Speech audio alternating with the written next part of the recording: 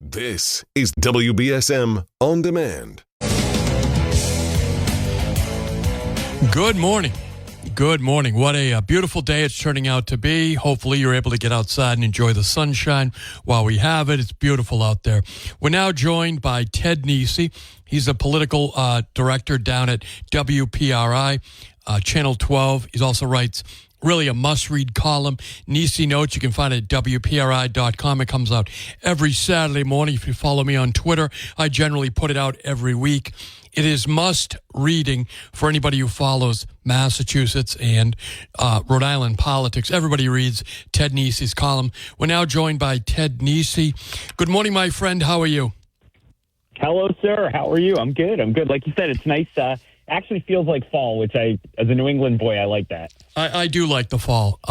Sweater weather and all that good stuff. So, Ted, yeah, exactly. We nothing really changed much in New England, but incredible shockwaves across the country. And there are some changes here in New England, I guess we can note. Donald Trump did a lot better than I think a lot of us predicted, didn't he? Absolutely. I think, nationally, he's about probably where I expected, right? He's, got a small popular vote victory. I think he's up like just under 2 points right now as they finish counting the votes in California, which will take 10 years seemingly, but they're still going. But I think it's more the shift within the two coalitions, right? The Democratic coalition and the Republican coalition. I mean, we look in our backyard in Fall River. I mean, that city went 60% for Obama in 2012, and Trump flips it this year, right? Bristol County, last time I checked, Harris was only winning the whole county by like 250 votes. And then in Rhode Island, he had the strongest performance of any Republican since 1988. Now, he still lost the state by double digits because it had started out so Democratic. But, it's a tough thing, I think, Chris, because you have to both give Trump full credit for making inroads, for turning things around and everything, and yet also not overhype what this means for the Republicans in our region. They could build off it, but I also just wonder how much of this is driven by Trump the man versus the party. I totally agree with you because without Donald Trump on the ballot, what would have happened? We'll never know, except in 2 years we will know. Right, and it's striking to me that you look around and while Trump is overperforming, winning more cities and towns in both Bristol County and in Rhode Island, there really was very little shakeup down the ballot, right? You did have, Kelly Dooner won that open Senate seat in Taunton, putting a Republican state Senate in the state Senate for the region for the first time in a little while. Of course, you had Pat Haddad lose out in Somerset to Justin Thurber, but other than that, mostly Democrats. And then, of course, same thing in Rhode Island, where a whole bunch of districts that went for Trump for president still sent back their their Democratic state lawmakers. So, I guess I just wonder, can the Republicans capitalize on this? But is it, without Trump himself obviously coming and campaigning for individual state house and Senate candidates? It's a really interesting question. It is. The Republican Party here in Massachusetts had a lot of momentum in Plymouth County, Bristol County, but across the state, really, the Democrats did very well. So that didn't change much. But the guy who had a big night, of course, was Tom Hodgson, the chairman of the campaign here in Massachusetts and the former sheriff of Bristol County. He had a big night. For sure. That's why, when we were having our pre-election meeting planning where to go, I know some of your listeners know my wife is Kim Kalunian, one of our anchors, and we had Tim White assigned to the Democrats, Senator Whitehouse and others in Rhode Island. And we said, all right, Kim's going to cover the Republicans. And we said, we're going to send her over the line into Bristol County and go to his big party in Westport, because we just knew no one in our region, frankly, including Rhode Island, was more synonymous with the Trump campaign locally. And in fact, as far as I know, the Trump campaign never even appointed a Rhode Island honorary chair, unlike in Massachusetts where Tom Hodgson held that title. So, I'm curious. I've talked to him a little bit. It's not clear to me if, he has any interest in going into the administration versus, just being a blue state supporter. And I'm sure he'll be down there when they gather sheriffs, even though he's a former sheriff, et cetera. very interesting to see that. But yeah, I mean, the people who stayed with Trump despite, and people can debate whether it was the right thing or wrong to do, but after January 6th and everything else and the various criminal issues, have been vindicated that he had strength that just couldn't be pushed out of politics. I was speaking with Ted Nesi from Channel 12 WPRI. Tom Hodgson was on immigration, illegal immigration, before anybody, certainly before Donald Trump was. I often think that Donald Trump learned about illegal immigration from watching Tom Hodgson on Fox News. That is going to be the major issue here in the region. Of course, we've already had Governor Healy come out, basically say she's not going to help the president, even though it's national security. How vulnerable is Massachusetts and Rhode Island if they don't comply with what the president wants to do? Because a Donald Trump administration is once again, I'm sure, going to be more unorthodox than the usual average Democratic or Republican administration, I hesitate to make any predictions yet. I just always, there can sometimes be a gap, as we all know, between what Trump says and the final policy or how it's implemented. And so, are they going to truly go for mass deportations? All the way to people who have, undocumented immigrants who haven't committed a crime and all of that. Or are they going to focus more on, drug dealers, people who are accused of crimes against children? Because obviously those are very different scenarios. If they're, taking families who are here illegally but working under the table, whose kids are American citizens, we know that's going to hit the American public very differently from, being at the jail when Rhode Island or Massachusetts lets out somebody who's accused of, offenses against children and things like that. And I just truly, I want to see more details about how Trump's going to execute this. But obviously, I think we saw in this election that Democrats sort of seemingly need to step back and decide, what do they actually think America's immigration policy should be? Not just what are they against, but how high do they want legal immigration? Do they believe that the border should be fully secure? You certainly obviously saw in the final year Biden and Harris kind of back into that. You had the border bill. But even there, Liz Warren and Ed Markey did not vote for that border bill. So there's clearly divides in the Democratic Party, even after most of the party realized we have to kind of get religion on this issue. We're speaking with Ted Nesi. Ted, the New Bedford Light, which is a fine publication, they had an article right after the election. A bunch of the local illegal alien lobbyists are basically preparing to go to war with the Trump administration, but they get resources from the state and from the city coffers here. How much does that put the local region on the spotlight of the Trump administration? Well, that's the question, right? Does Trump, does he go to blue jurisdictions where he knows there's going to be ferocious pushback from Democratic officials and, local activists because he wants to fight?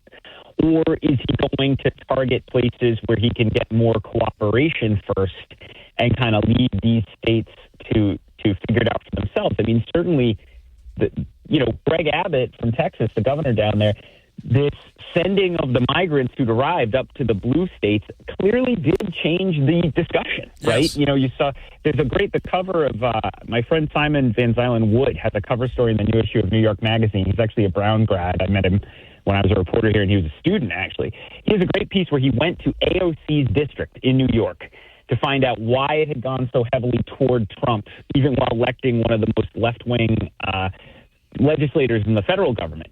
And what he found was a lot of frustration among immigrants about how the treatment of migrants, about the number of people who've arrived and everything. And I just think Democrats have to be realistic about how the general public, including racial minorities, feel about this issue.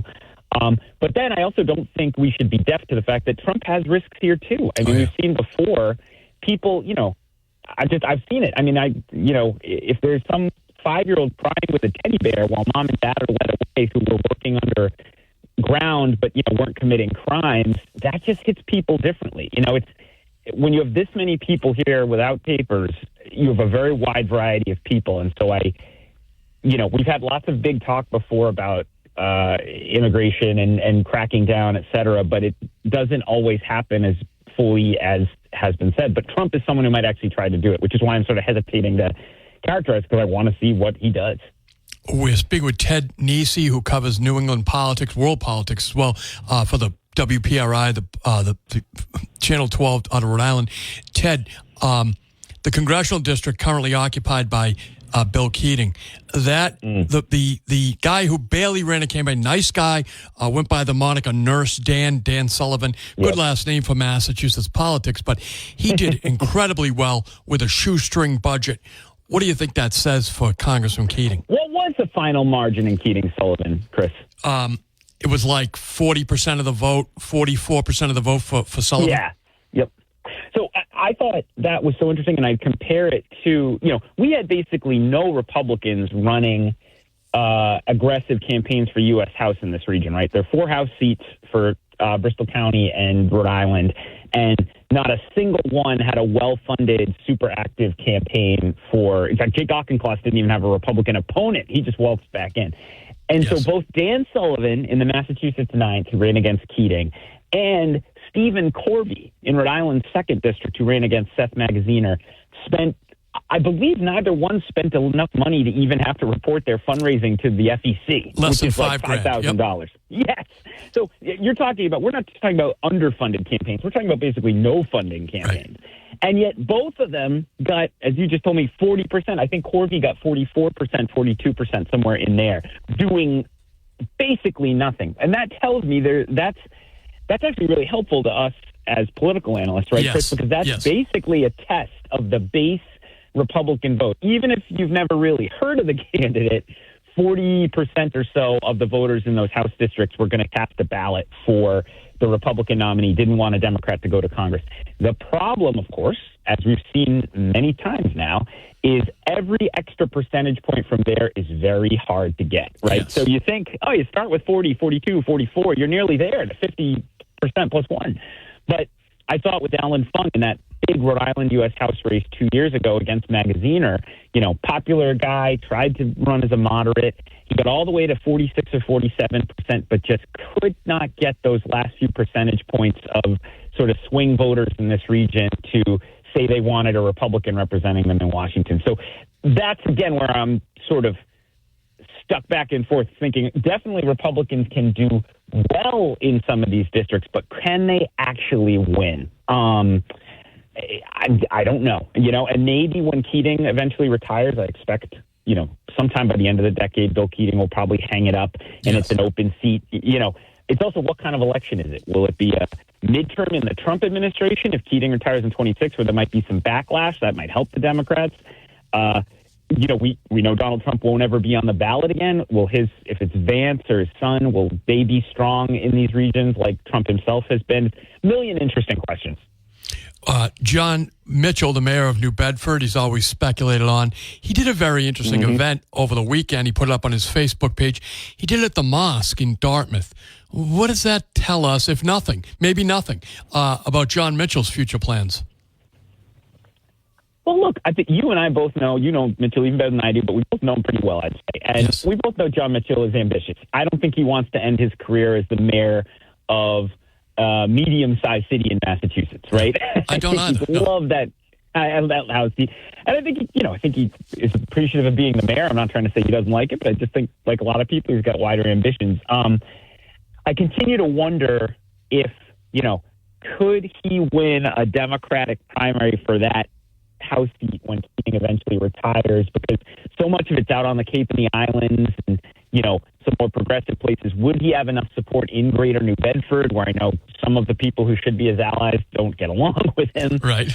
But I think, I think Mitchell has been building, I think he's trying to both do a good job as mayor in his own eyes, and then also build a case that he's someone that the region could look to for wider leadership. And so, doing an event at a mosque at a time when, issues, the Muslim community, many are frustrated about what's going on in Gaza. And of course, Trump, I was going to say, last time Trump was running on a Muslim ban in 2016. This time he actually improved his numbers with some Muslim Americans we know in places like Michigan.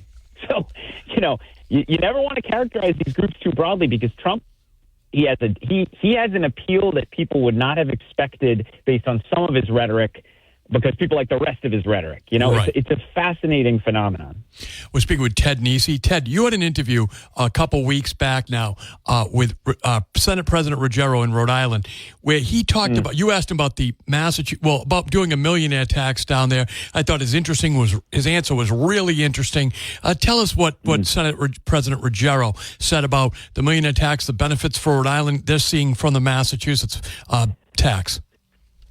Yeah, well, it's fascinating because obviously, as you'd guess, as soon as Massachusetts does something progressive, the progressives in Rhode Island say, "Why we need to do it too down here," right? And so the millionaires tax is a good example. They're saying, "Hey, everyone always says Rhode Island should be more like Massachusetts. Well, they just did a millionaires tax, so why shouldn't Rhode Island?" Senate President Ruggiero, who's kind of an old school, more conservative, moderate to conservative Democrat, he's now in his 70s. He's the longest serving lawmaker in Rhode Island state government. He's trying to flip that whole argument on its head and say it's the opposite. Now that Massachusetts is more punishing to people who make over $1 million a year, Rhode Island has sort of a market opportunity to say, come on down to Rhode Island. Move across the border. You won't even be that far. The housing is cheaper, and you're going to get a tax break effectively because you won't have to pay that surtax if you make over $1 million. He's claiming there's some interest in that. I can't say I've run the numbers myself to see how significant it is. Obviously, those things are always contested. They are in Mass. They are in Rhode Island as well, about who's moving and who's not and all that. But I did talk to an accountant months ago now, I think, who said basically that they thought we hadn't really seen the full effect of the millionaires tax yet because it kind of took one tax year for a lot of people to realize how it would affect them, right, and that more of the changes would start to happen this year and into next year as people did that. So I don't think that would be, if Rhode Island was going to benefit from people, fleeing Massachusetts to any significant numbers, we'd start to see that this year into next year too. We're speaking with Ted Nesi. Ted, where do you think John Deaton, who ran a rail campaign against Liz Warren as a Republican nominee for U.S. Senate, his first attempt at political office, where do you think he lands, if anywhere? I don't know, Chris. Obviously, he's got some name ID now, some name recognition that comes from running a big statewide campaign. So he at least is going to get a hearing if he wants to be part of the discussions over, the future of the Republican Party in Massachusetts and in blue states in general. That said, obviously, he hasn't been living there very long. He was living in Rhode Island at the start of the year. So will he keep Massachusetts now as his home base? I have no reason to think otherwise, but you just don't know because he's fairly new to living over the border there. Right. It goes to what you and I have talked about probably almost every time I've been on your show, Chris, over the years, which is that sort of box the Republican parties of Massachusetts and Rhode Island are stuck in, where they certainly have a loyal cohort, maybe a third of the electorate.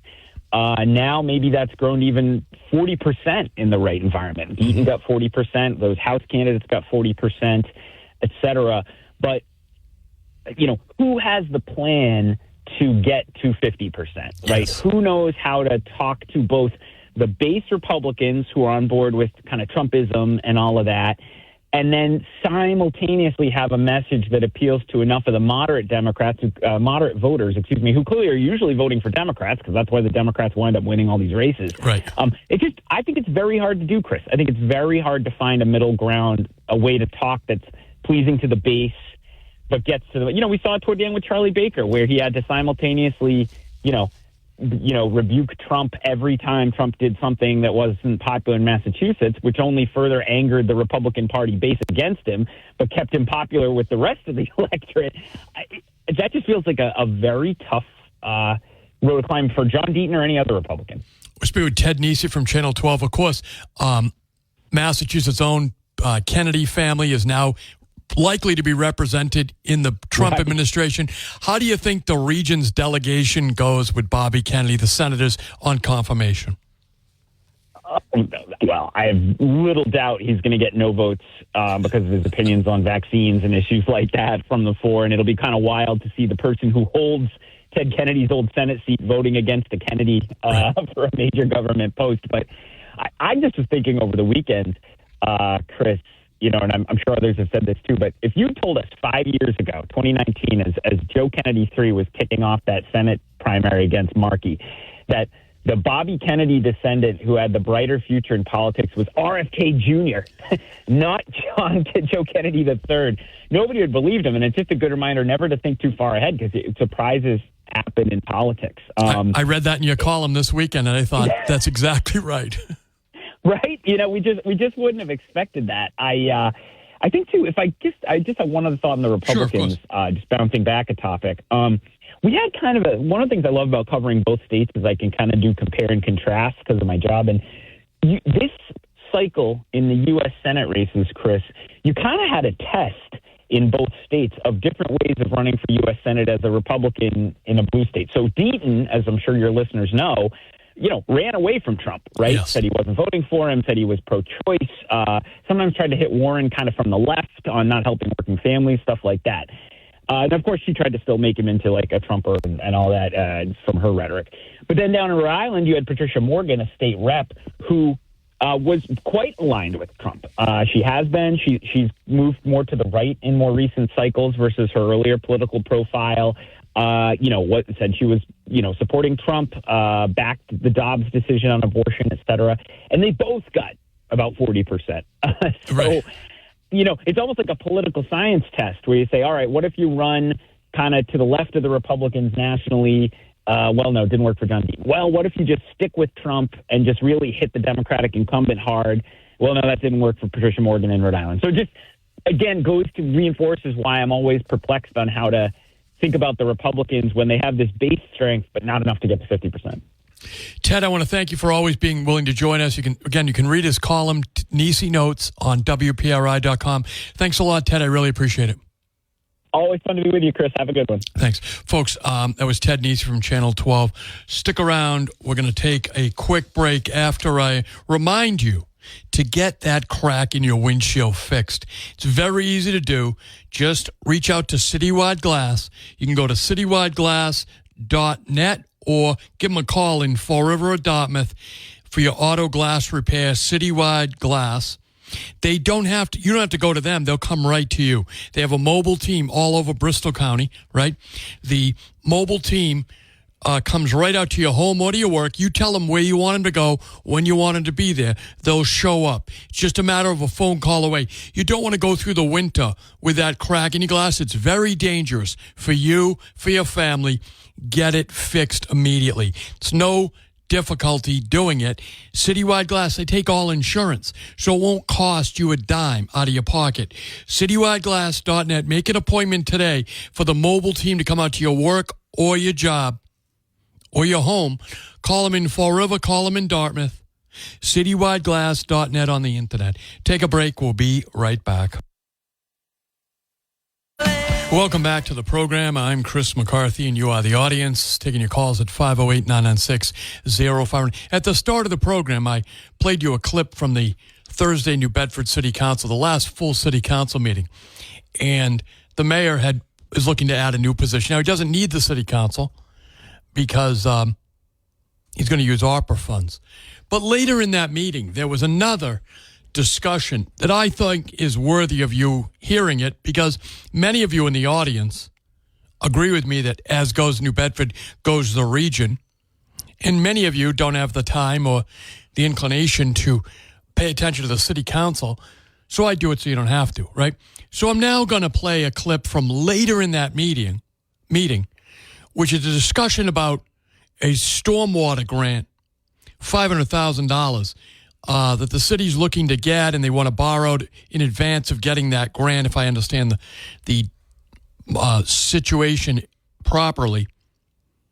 So we're now going to play a little bit from Linda Morad speaking. The first voice you're going to hear will be Dennis Farias, the man about town, the city clerk, who's going to read what's happening, and then Linda Morad takes to the floor to offer her a commentary on this procedure that the mayor's office has put forward. So here is the New Bedford City Council from last Thursday.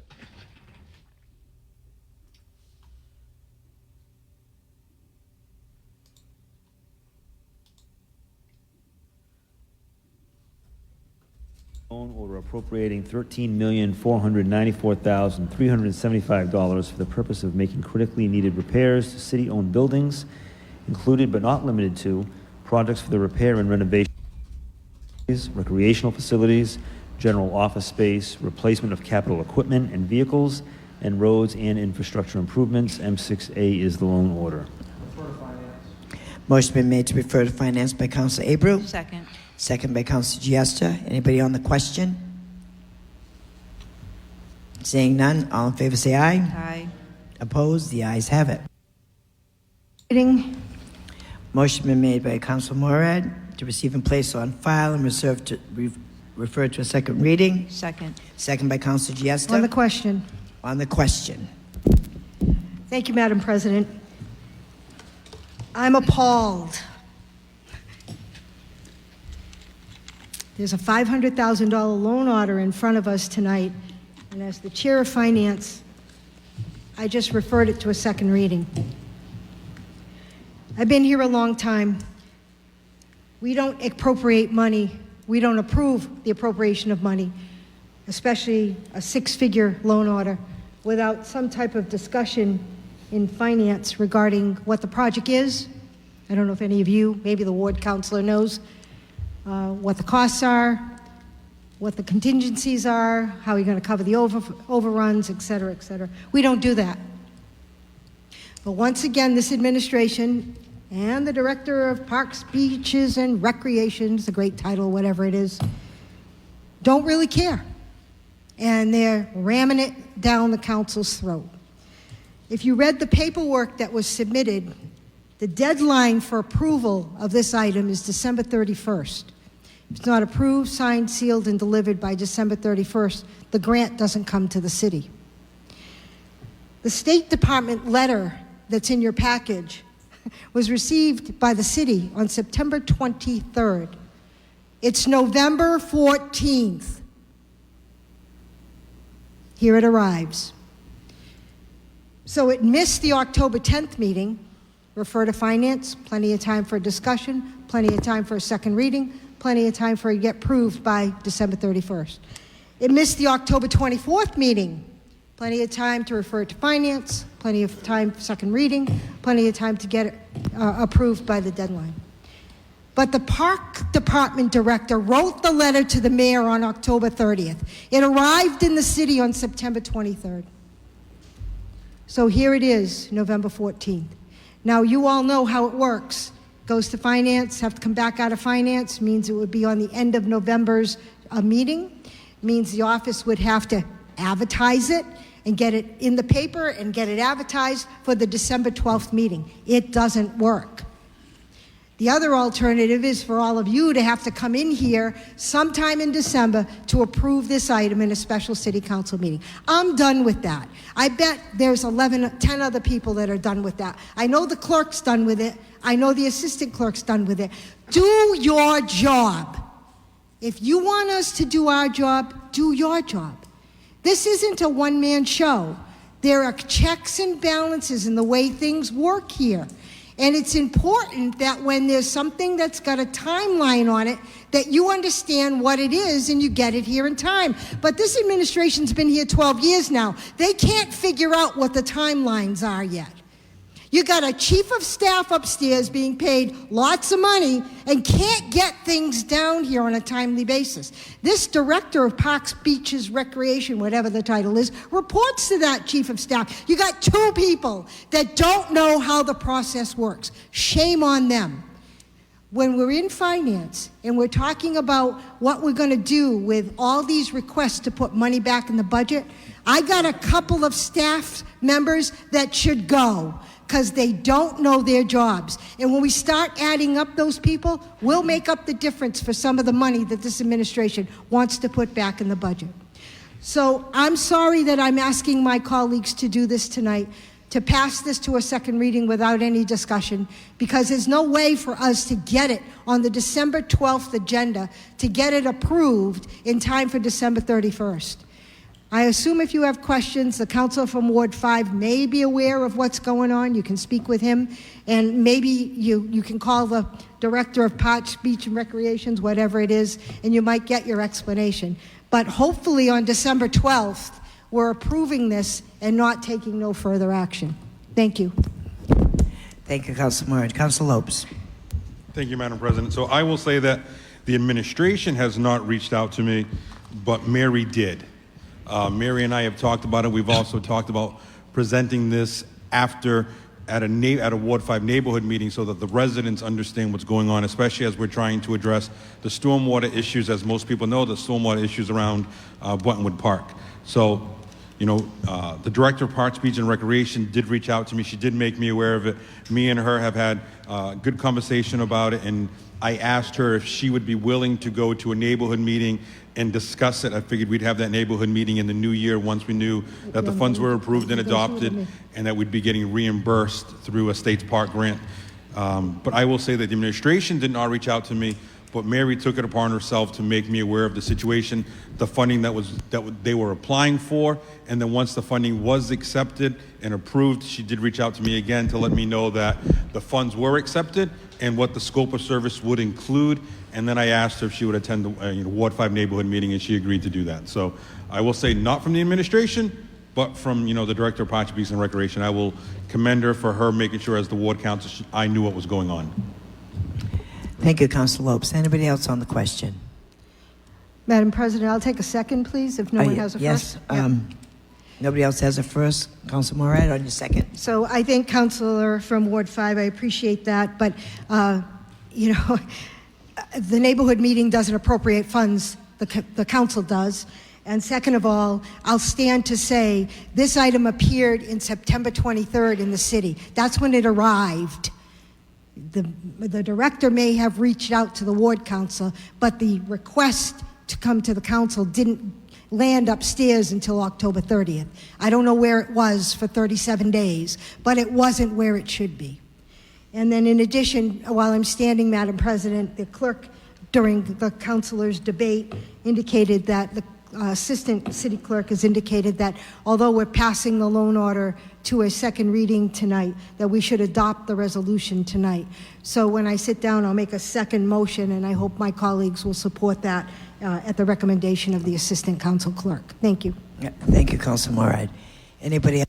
So you understand that what Linda's doing there, as much as she sounds like, she's bashing the administration, but at the same time, she's kind of saving their bacon by moving this forward with the with the expert advice of the assistant clerk to the city council, that the timeline doesn't work, that the city would likely lose out on a $500,000 grant to correct stormwater issues around Buttonwood Park, if they didn't move it forward like this. So while she's bashing the administration, she's kind of saving their bacon too. This whole city, really. We'll take a break, folks. We'll be right back. I'd love to hear your opinion on this.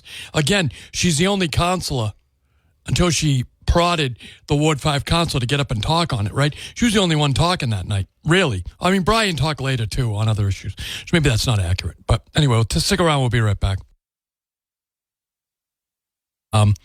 Appearance and actually with Eric as well. So if you'd like to get through now, you can. This week is a big meeting. You've got in ordinance, you're going to bring up, finally, maybe they're going to bring up the ordinance for succession should the mayor leave early, and the recall petition, which again, I don't really think is needed at the city council level. I don't see anything that's needed for at the city council. And those guys are still, and gals, are just 2-year terms. But it's certainly needed for the mayor's office. Not this mayor, but should eventually, John Mitchell's going to go on, right, somewhere, and you'll have a new mayor. 4 years is a lifetime, as we all know, right? Folks, you want to beat inflation? Head to Mac Auto Sales, 188 Rivet Street, New Bedford. They repair all makes and models of automobiles. Give them a call today to get your car ready for the obviously coming cold weather. 508-565-6221. They're open weekdays 9 to 5. The best way to beat inflation is to not have to replace your car. Keep it up to date, keep it tuned up, keep it in great running order by visiting Mac Auto Sales. Now, if it is time to replace your car, ask about their quality used cars that they have for sales. A great New Bedford business, a great sponsor of this program, Mac Auto Sales, the 188 Rivet Street, New Bedford. Good morning. Thanks for holding. Good morning, Chris. How you doing? Can I mention something? Sure, of course. It's not related to what you're talking about. Yeah, go ahead. You mentioned on one of your programs about you're going to have a guest about the Bianco case. Yes. When is that? That was just an hour ago. Oh, Eric Karen. I missed it. Eric Karen, I missed it. Yeah, I missed it. He was the lead agent that ran that. The podcast, I don't know if you do that, but the podcast will be available about an hour. Eric, he's got a great website. It's Switched On Life. Switched On Eric Karen. You can find him that way. He's a New Bedford guy. Lives still locally. Grew up in the South End. He conducted that raid with a local tip. Yeah, that was a peculiar case because when I got out of the Army, I worked at Chamberlain's. At that time, it was Firestone. Yes. And that was all government contracts. They had inspectors come, government inspectors come.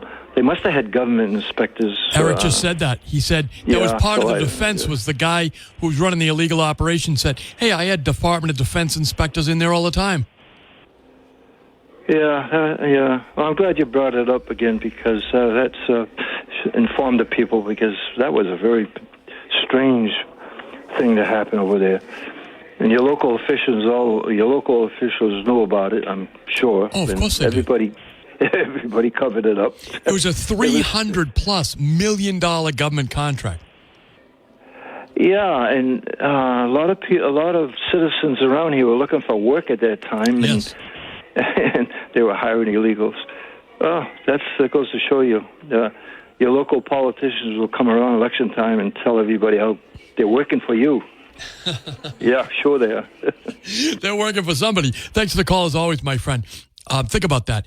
Eric Karen, local guy, grew up in the South End. He got a tip from a citizen who was working there, who'd been hired and saw what was going on. And that person reached out to a number of people. Finally, it settled on Eric. And Eric did something about it. But it was a $300+ million contract. All the local unions knew about it. They did. It's in the government registry. The Federal Registry. Ted Kennedy knew about it. Barney Frank knew about it. Certainly Maria Giester, asleep at the switch, who claimed she was the chief of staff to Barney Frank, knew about a $300+ million contract in her hometown. Well, it's not really her hometown. It's her adopted town, right? Maria Siesta, once again asleep at the switch. Defender of illegal aliens. It's amazing, but that's what's going on. And your elections have consequences, folks. Stick around. We'll be right back. The audience, 508-996-0500. So we're going to have very interesting days ahead with our U.S. Senate trying to confirm or deny the picks of Donald Trump. I think it's going to be very interesting. Everybody in this audience has a role to play. If you feel one way or the other about some of these appointees, you've got to let your U.S. Senator know. Elizabeth Warren and Ed Markey. I know that you think it doesn't matter, but it really does. I will tell you why. Staff members talk to each other. So the Rhode Island staff members talk to the Massachusetts staff members, who talk to the New Hampshire staff members, the New York staff members. It is a community, okay? So if the Senate staffers from around the country hear that Massachusetts senators are getting overwhelmed by support for the Trump nominees, that will spread around the cafeteria, the nightclubs, the locker rooms, right? They all have dating relationships, friend relationships. Those cross party lines. The pipeline of gossip on Capitol Hill is an entire world. The coconut telegraph, if you will, right? So if our fellow citizens here in Massachusetts are burning up the phone lines, sending emails, polite as always, be polite. The staffer on the end of the phone may sympathize with you. You don't know. Be nice to them. You get more with honey than you do with vinegar, right? Unless you're trying to get rid of something. So the game going forward is call Senator Warren, call Senator Markey, and ask them to vote to confirm or deny, whatever you want to do, the nominees of President Trump. Have your facts down. Maybe you like Bobby Kennedy because of his work for the autistic families out there, right? He's certainly a sounding board for the people in the autistic community. So maybe you reach out that way and say, look, I want Bobby Kennedy to be confirmed because I think he's got good opinions. He listens to the autistic community. And we want that to be done. And for that reason, Liz Warren, I want you to vote for Bobby Kennedy or Ed Markey. And I need you to do that. You need to do it. Because I know a lot of you want to still hold signs for Trump and stuff. That part of the campaign is over.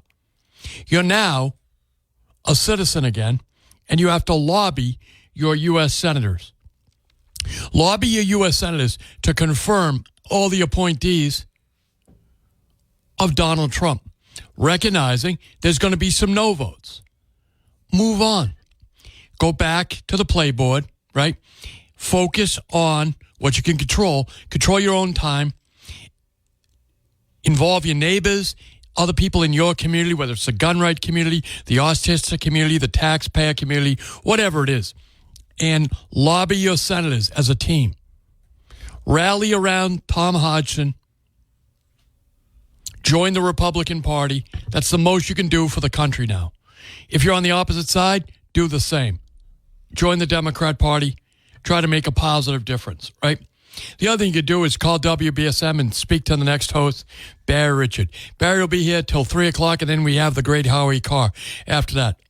A real American original, Barry Richard, coming up after Bill O'Reilly here on WBSM. Again, folks, we're the only point of democracy here in the community, I think. Anybody could call up